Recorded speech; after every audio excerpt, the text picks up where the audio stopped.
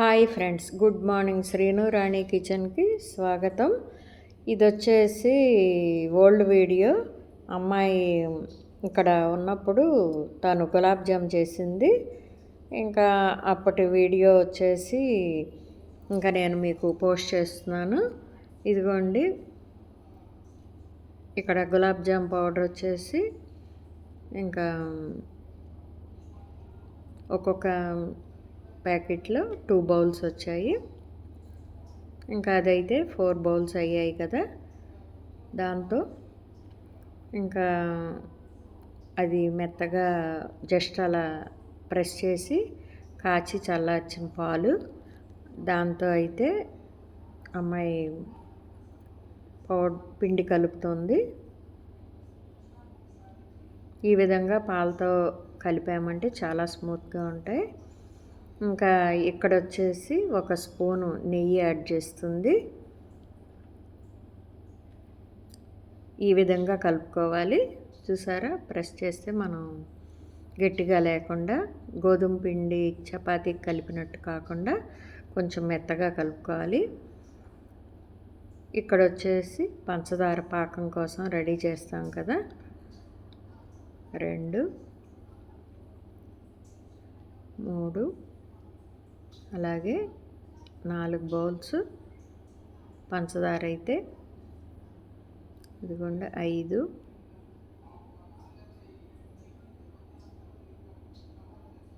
6, ఇంకా ఈ విధంగా పంచదార వేసేసుకొని మొత్తం ఇదే బౌల్తో కొలతలు.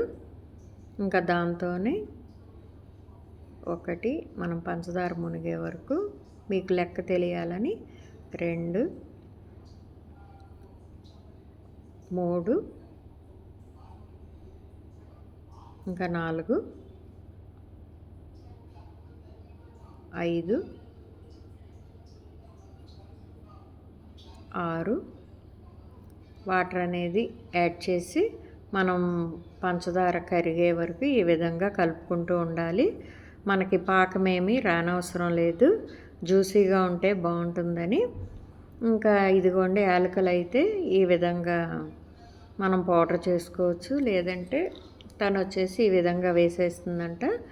ఇంకా అందుకోసం చేస్తుంది. ఇంకా మనం పక్కన పెట్టుకున్నాం కదా, ఇదిగోండి పగుళ్ళు లేకుండా ఈ విధంగా స్మూత్గా ఉండలైతే ఒకే సైజుగా చేసుకుంది. ఇంకా ఆయిల్ అనేది పెట్టుకుందాము. ఎప్పుడైనా సరే స్పీడ్ పెట్టి వేయించామంటే పైన వేగుతుంది, లోపల ఉడకకుండా ఉంటుంది. అందుకని గులాబ్ జామ్ కొంచెం స్లోగానే పెట్టుకొని టెస్ట్ చేస్తుంది కాగిందా లేదా అని. చాలా బాగా చేస్తుంది. ఎప్పుడు వచ్చినా తనే చేస్తుంది. నేనైతే చాలా వేళ్ళ మీద లెక్క పెట్టుకోవచ్చు చేయటం అనేది. ఫస్ట్ టైం మన ఛానల్ చూస్తున్నట్లయితే శ్రీను రాణి కిచెన్ సబ్స్క్రైబ్ చేసుకోండి. ఇంకా ఇవి మొత్తం ఒక్కొక్కటి స్లోగా మనం కొంచెం ఆయిల్ కాగిన తర్వాత ఈ విధంగా వేసుకొని మొత్తం వేగేలాగా కాస్త సిమ్లోనే వేయించుకోవాలి. ఆ తర్వాత మనం పంచదార పాకం పెట్టాం కదా, ఇవి వేగిన తర్వాత అందులోకి వేసేసుకోవటమే. మన గులాబ్ జామ్ అనేది రెడీ అయిపోతుంది. మరొక మంచి వీడియోతో మీ ముందుకు వస్తాను. వీడియో చూసిన ప్రతి ఒక్కళ్ళు లైక్ అనేది ఇవ్వండి.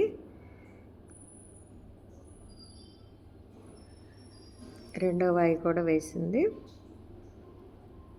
ఇంకా మొత్తం ఈ విధంగా మనం వేసేసి పాకంలో వేసుకున్న తర్వాత చల్లారిన తర్వాత ఫ్రిడ్జ్లో పెట్టుకోవటమే.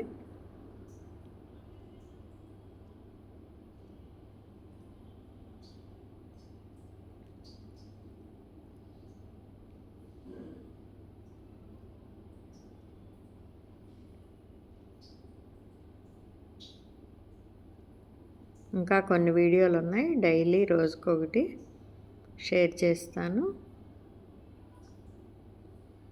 ఇదిగోండి, ఈ విధంగా వేగిన తర్వాత మనం పాకంలో వేస్తే ఈ విధంగా గులాబ్ జామ్ రెడీ. టేస్టీ అయిన గులాబ్ జామ్. ఇదిగోండి, పాకం అయితే ఈ విధంగా ఉంది. మరొక మంచి వీడియోతో మీ ముందుకు వస్తాను. శ్రీను రాణి కిచెన్.